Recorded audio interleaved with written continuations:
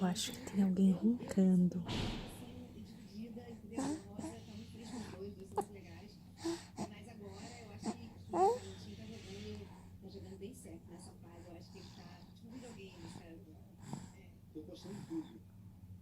E ele disse que vai esperar o tempo que for preciso. Você também esperaria alguém assim? Esperaria. Parece o papai dela.